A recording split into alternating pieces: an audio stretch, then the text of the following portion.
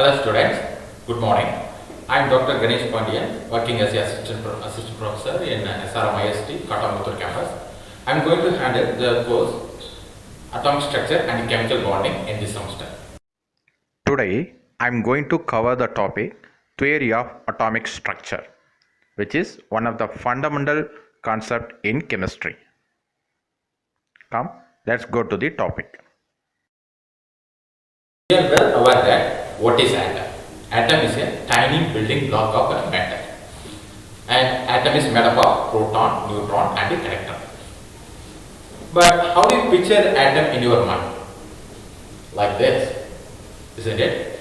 Proton and neutron forming a positively charged nucleus and the electron revolve around the nucleus in a fixed orbit. Good. But who gave this picture to represent the atom? And is this picture exactly represent the atom? We could get answer for such questions by studying the theory of atomic structure. Indeed, study of atomic structure provides a great insight about chemical bonding, chemical reaction and physical properties of elements. Over the years, so much has been done to understand the concept of atom. We are going to see the important discoveries and major models proposed by different scientists to understand the structure of atom. Each model has its own merits and demerits. The quest to understand the fundamental particle of matter is not just started in the era of modern science, but it was started in the ancient times. Nearly 2500 years ago, a Greek philosopher, Democritus, stated that all matter is made of small indestructible unit. He coined the term atomos, which means indivisible or uncuttable. Later, Aristotle stated that matter was made of four natural elements, that is air, earth, water and fire. Not only by worst, Indian ancient philosophers also used the term to represent the atom, like Anu or Paramanu. But at that time, the concept of atom was not based on any experimental method, but just it could be considered as a philosophical one. The first modern scientific atomic theory was formulated by John Dalton in the beginning of 18th century. He proposed the first atomic model based on law of conservation of mass, law of multiple proportions and law of definite composition. What are the postulates of Dalton's atomic model? He stated that all elements are composed of tiny indivisible particles called atoms. Same thing, but he proposed this based upon the experiment or chemical reaction what was known at his time. Second postulate is atoms of the same element are identical and atoms of different elements are different.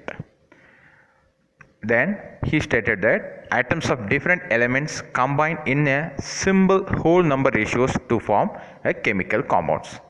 He also described about how chemical reaction is occurred. Atoms are combined, separated or rearranged, but never changed into atoms of another element. So, according to this model, a chemical reaction could be occurred like a movement of balls in a billiard ball game, isn't it? That is why Dalton's atomic model was also called as billiard ball model. Almost 100 years, the whole world was believed that Dalton's atomic model was correct. But that idea was cracked by the cathode ray experiment done by Joseph John Thomson in the year 1897. J.J. Thomson found the first subatomic particle electron while experimenting with cathode ray. Let us see how he done this experiment very briefly. Thomson took a glass tube which contains cathode and anode at the ends. He evacuated most of the air in the tube using a vacuum pipe. So 0.0001 atmospheric pressure was maintained inside the tube. When high potential difference was applied between the electrodes, gaseous molecules got ionized and a beam of particles started to flow from cathode to anode. This beam was called as a cathode ray. Further, when two oppositely charged electric plates were placed in the path of the cathode ray, it was deflected away from the negatively charged plate but attracted towards the positively charged plate.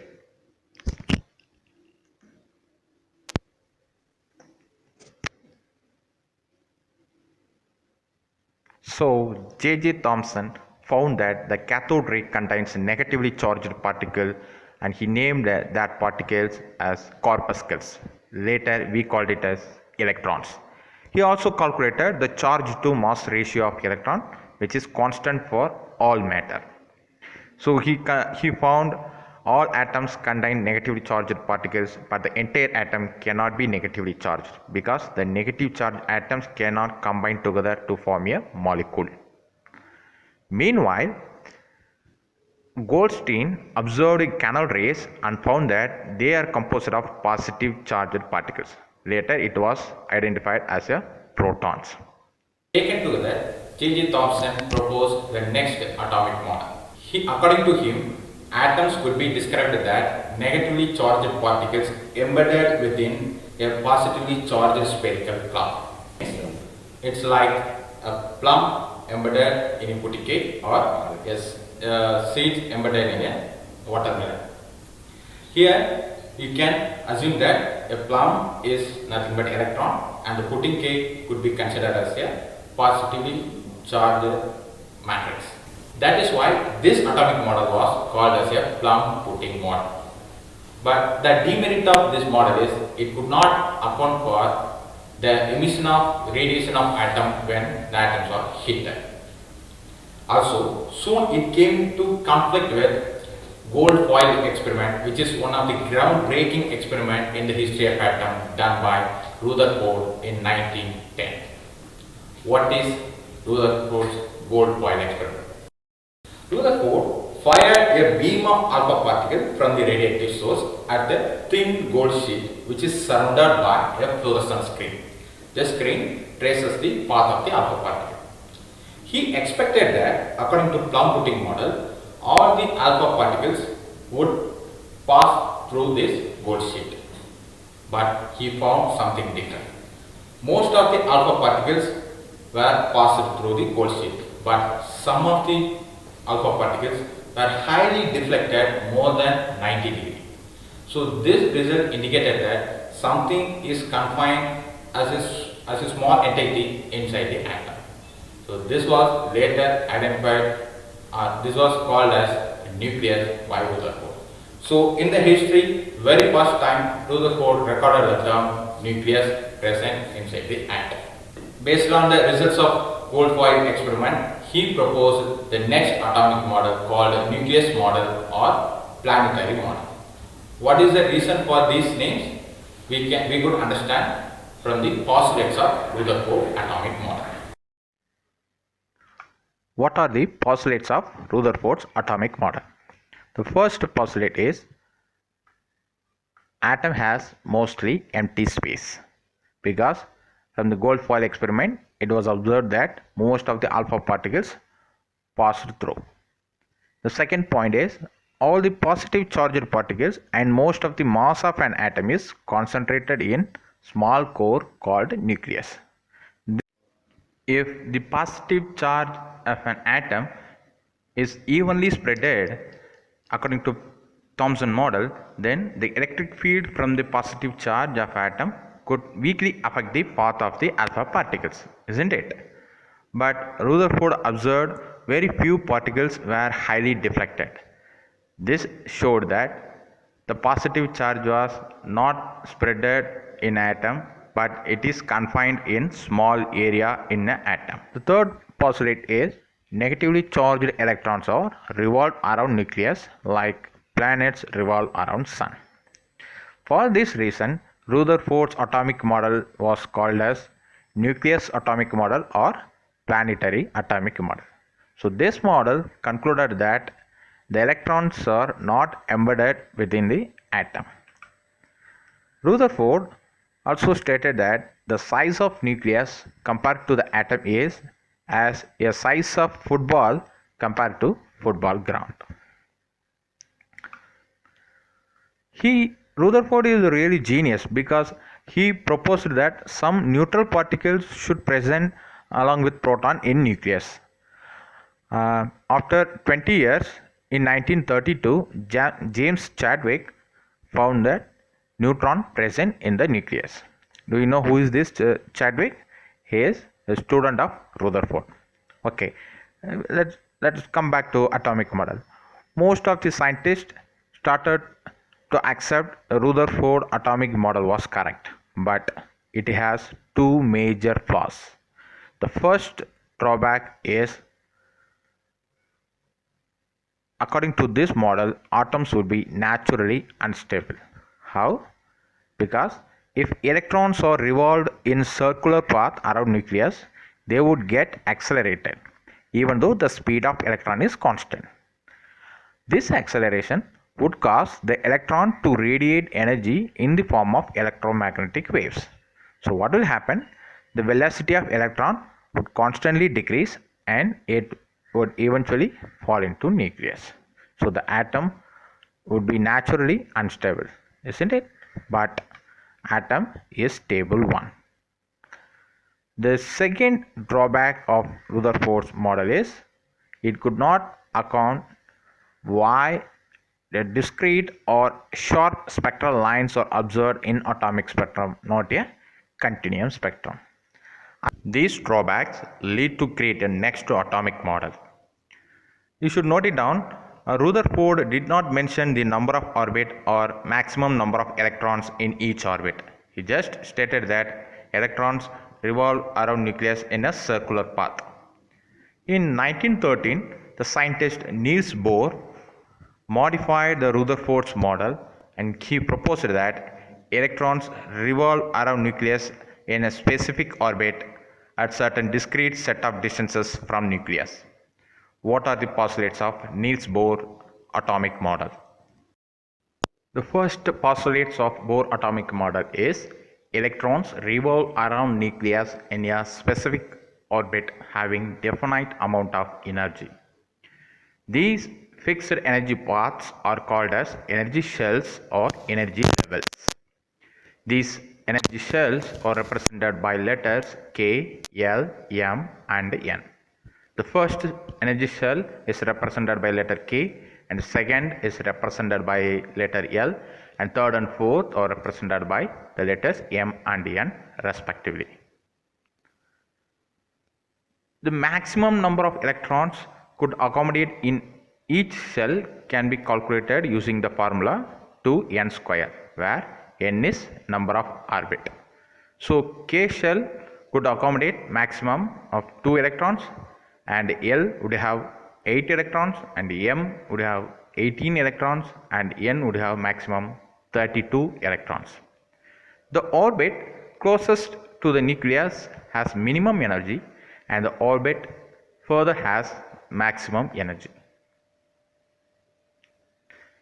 When an electron attains the lowest energy level, it is said to be in ground state.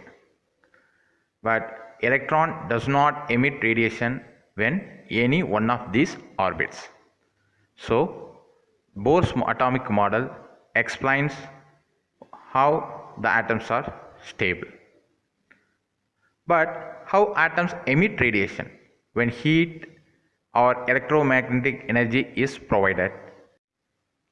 Bohr's atomic model answered this question too. To understand this, just assume that you are climbing a ladder. It takes energy, right? At every step, you are pushing yourself up against the gravity and accumulating potential energy. Similarly, when you come back down, you releases that potential energy as you descend step by step. Here, no doubt, you can either climb or descend in steps, but you cannot be in between the steps of the ladder. Got it? Similarly, electrons can be jumped from lower energy level to higher energy level with the addition of energy. This is called absorption of energy. When the energy is removed, the electrons could return back to their ground state by emitting a corresponding amount of energy in the form of photon. So this way atoms emit radiation when the heated or electromagnetic energy is provided. So Bohr's model explained the atomic spectrum of atoms. Also, it stated that electrons could reside in any one of these energy paths or energy levels, but it could not be in between the energy levels. And Bohr's atomic model has a merit that it could explain why discrete lines observed in the emission spectra of simple atoms like hydrogen atom or helium plus atom. But Bohr atomic model also has some demerits. First thing is, it could not explain the atomic spectrum of multi-electron atoms. Also, it does not account for sub-energy levels such as s, p, d and f orbitals. The orbital concept was not explained by Bohr's atomic model. Then, it could not explain why some spectral lines are more intense than other lines. As of now, we have seen 4 atomic models to understand the structure of atom. Let's recap today's lecture. The first scientific atomic model was proposed by John Dalton. He proposed that atom is an indivisible particle of matter. Then J.J. Thomson stated that electrons are embedded within the atom according to his plum-pudding model. Then Rutherford stated that atom has mostly empty space and all the positive charge is confined in small core called nucleus. Also he stated that electrons revolve around nucleus in circular path. Then Niels Bohr proposed that electrons revolve around nucleus in a fixed orbit called energy shells or energy levels. Now you could understand that the picture of atom in your mind is Bohr atomic model. In addition, you know that this model of atom is also not a perfect one. In upcoming classes, we will see the electron cloud model proposed based on quantum mechanics theory, which represent the atom more precisely. Thank you.